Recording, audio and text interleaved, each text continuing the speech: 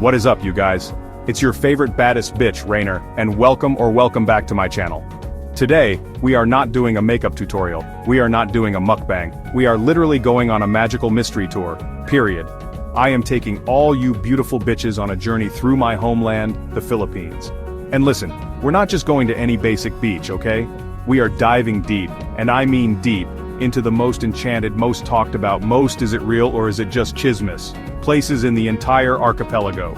These are the spots that my Lola would tell me about, the ones that give you chicken skin, you know? The ones that are literally vibrating with energy. So buckle up, bitches, because this is not your typical travel vlog. We're talking about mystical islands, hidden cities, and waters so blue they look like I filtered them myself, but I swear I didn't. This is all natural, 100% organic, grade A Filipino magic, okay? We're going to explore the places that are steeped in legend, folklore, and a little bit of, drama. I want to know everything. So if you've been to any of these places, or if your tita has a story about her neighbor's cousin who saw a duende, I need you to spill all the tea in the comments below. Get your snacks, get your holy water, get whatever you need to feel safe, because we are about to go on an adventure. I'm serving you culture, I'm serving you mystery, and I'm serving you looks, obviously. This is my list of the most enchanted, must-see places in the Philippines, and trust me, you are not ready. Let's get this magical fiesta started. The baddest is in the building, and the building is the entire Philippine Islands. Let's go! Alright, first up on our list, we're heading to an island that has a reputation, honey. We are talking about Siquijor, the one and only Isla del Fuego, or Island of Fire. And no, that's not because the people are hot, even though they are. It's because of all the fireflies. But let's be real, that's not why everyone whispers its name. Siquijor is famous, or infamous, depending on who you ask, for its magic, its healers, its mangkukulam. It's the kind of place where you can buy a love potion, or maybe a little something for your enemies. Just kidding? Or am I? The air here just feels different, you guys. It's thick with stories passed down through generations. They say you shouldn't point, you shouldn't be loud, and you should always say tabi tabi po so you don't step on, an invisible friend. My Lola told me stories about people getting sick just by looking at someone the wrong way here. It's a whole vibe. But it's not all spooky-ooky, okay? It's also stunningly beautiful, with waterfalls that look like they're straight out of a fairy tale and beaches that are just, perfection. It's this mix of breathtaking beauty and ancient mystery that makes Siquijor #1 on my list. It's the real deal, a place where the veil between worlds feels super, super thin. So, would you drink the potion? Let me know. Okay, next stop on this magical mystery tour is in Surigao del Sur. And baby, when I tell you this place is unreal, I am not exaggerating. We're talking about the Hinatuan Enchanted River. Look at this water. It's not a filter, it's not edited, it is literally that sapphire, that turquoise, that deep, mysterious blue. It's like the earth just opened up and said, "Here, have a portal to another dimension, you're welcome." The water is so clear you can see way, way down, but nobody, and I mean nobody, knows exactly how deep it is or where the water even comes from. It just magically appears from underground. The locals have all the chismis, of course. They say that fairies and pixies come out at night to swim and add the colors of sapphire and jade to the water. And get this, every day at noon they play this hymn, and all the swimmers have to get out of the water. Why? Because it's feeding time for the spirits. A school of fish just appears out of nowhere, they get fed and then they vanish. Where do they come from? Where do they go? Nobody knows. It's a whole production, it's beautiful, it's mysterious, and it's a little bit freaky, which is my favorite combination. It's a must-see, but maybe don't swallow the water unless you want to be enchanted forever. Alright bitches, put on your hiking shoes because we are ascending. We are going up to Mount Banahaw, and this isn't just any mountain, okay? This is like the Vatican of Philippine mountains. It's considered one of the most powerful and holy sites in the country. People don't just hike here for the gram, they come here on a pilgrimage. They come here to cleanse their souls, to heal, and to connect with something bigger. It's a dormant volcano, which is already a whole mood, but it's the spiritual energy that really makes it pop off. They say the mountain itself is alive. You'll find all these different religious and spiritual groups here, each with their own little sacred spots or puestos. There are holy caves you have to crawl through, streams with blessed water they call Husgado, and waterfalls that are said to wash away your sins. It's like a spiritual obstacle course designed by God herself. People leave offerings, they meditate for days, they have visions. It's major. You can feel the devotion in the air. It's a place that commands respect. You go there to be quiet, to listen, and to maybe, just maybe, figure your whole life out. It's powerful, it's profound, and it's definitely enchanted. Okay, so we've done islands, rivers, mountains. Now we're going to a city that might not exist, or maybe it does, but only for a select few. Let's talk about the ultimate urban legend, the one that gives everyone the creeps. Byringen City in Samar. You can't find it on a map, there are no road signs, and yet, stories about it are everywhere. They say it's an invisible city, a shimmering metropolis that's home to the beautiful, otherworldly beings of Philippine folklore. And apparently they have a taste for the finer things. The stories are wild, you guys. People talk about truck drivers getting massive orders for construction materials to be delivered to a non-existent address in that area. Fishermen at sea sometimes report seeing a dazzling lit-up city at night where there should only be jungle. And the creepiest part? Sometimes people who visit Byringen, whether by accident or by invitation, never come back. Or if they do, they seem different. They say Byringen looks like a futuristic city with towering beautiful buildings, but it's a one-way ticket for us mortals.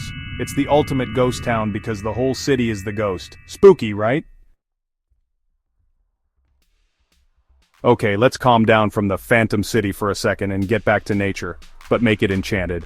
We're heading to Leyte, to the serene and absolutely gorgeous Lake Danau. First of all, she's shaped like a guitar. A guitar! How iconic is that? The lake is nestled in this beautiful natural park, surrounded by lush mountains. It's so peaceful, so quiet you can literally hear your own thoughts. Which can be scary, I know. But the vibe here is pure tranquility. The water is like glass, reflecting the sky and the clouds perfectly. It's the kind of place you go to write a sad, beautiful song or just sit and contemplate your existence. But of course, a place this beautiful has to have a story. And Lake Danau does not disappoint.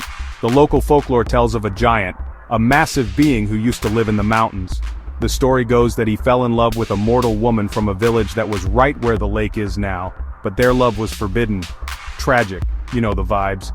In his grief, the giant stomped his foot down, creating the crater that then filled with his tears, forming the lake. So we're basically looking at a giant's teardrops. How poetic is that?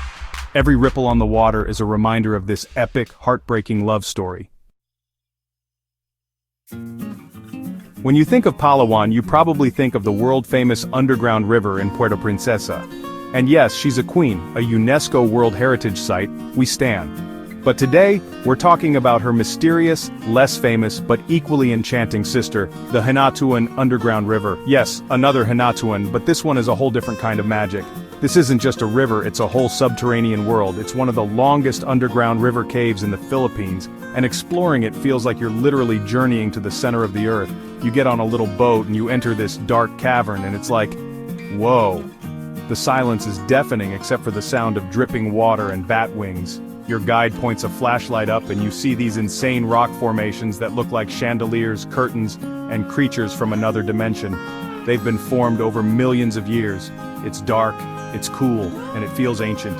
You feel so small in the best way possible. It's a reminder that there are these huge, hidden worlds right beneath our feet that we know nothing about.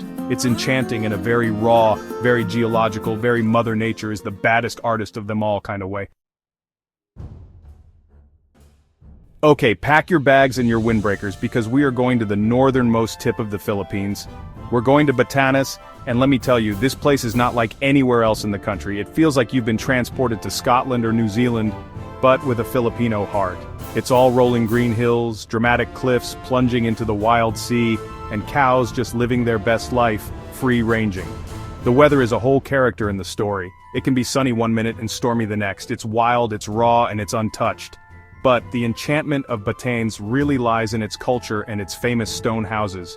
These aren't just for aesthetics, okay? These Ivatan houses are built with thick walls of stone and kogon grass roofs to withstand the crazy typhoons that hit the islands. They are symbols of resilience, of a people living in harmony with a powerful and sometimes harsh nature. There's a quiet magic here. It's in the honesty of the people, the famous honesty coffee shop where no one is watching you. You just take what you want and leave the payment. It's in the ancient burial grounds and the feeling that you're standing at the very edge of the world. It's enchanting in its simplicity and its strength. So, we talked about the holy mountain, Mount Banahaw. Now it's time to meet her evil twin, her dark sister, the one right next door, Mount Cristobal. Yikes. If Banahaw is where you go to pray, Cristobal is where you go to, well, maybe you just don't go. It's notoriously known as the Devil's Mountain. The vibe here is the complete opposite of Banahaw. Trekkers and locals have reported all sorts of spooky, unexplainable things. We're talking strange noises, shadowy figures, and the feeling of being watched. People get lost here all the time, even experienced hikers on a clear day. They say the mountain literally plays tricks on you. Your compass will go crazy. You'll hear someone call your name, or you'll walk in circles for hours. There are stories of campers waking up to find their tents moved or seeing strange lights dancing between the trees. It's believed to be a hotspot for supernatural activity, a place where spirits and dark entities roam free. It's the perfect balance to Banahaw's light. You can't have the sacred without the profane, right? It serves as a reminder that enchantment isn't always about fairies and beautiful things.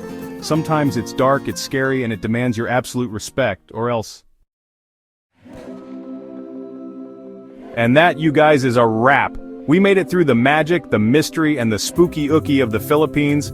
From the potions of Siquijor to the phantom city of Birengen and the Devil's Mountain itself, these islands are just packed with stories, energy, and a little bit of drama. It just goes to show you that there's so much more to the Philippines than just beautiful beaches. There's a deep ancient soul to this country, a magic that you can literally feel in the air if you just pay attention. And these places are proof that some things in this world can't be explained by science, and honestly, that's what makes life interesting, right? Now, I need to hear from you.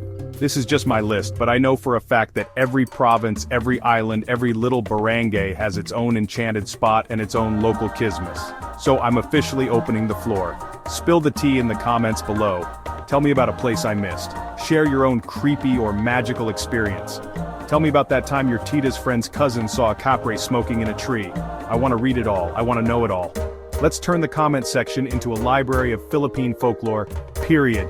Thank you so much for coming on this magical journey with me.